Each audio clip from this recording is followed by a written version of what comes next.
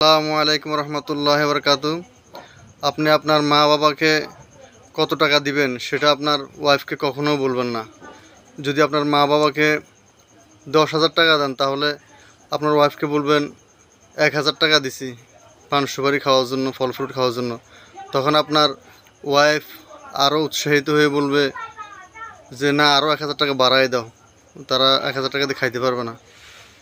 আর আপনি যদি আপনার আব্বা আম্মাকে 20,000 টাকা দেন, ভাই বোনকে সাহায্য সহযোগিতা করেন, তাহলে কখনো আপনার ওয়াইফকে বলবেন না। এটা হচ্ছে হ্যাকমত।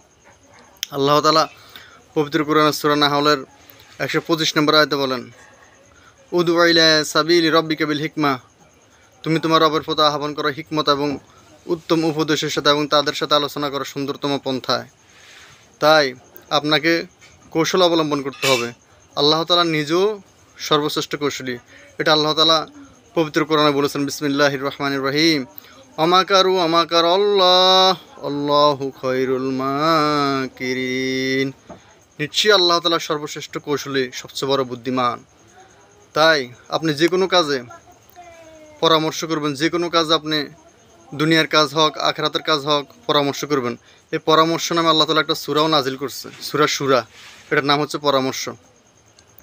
এবং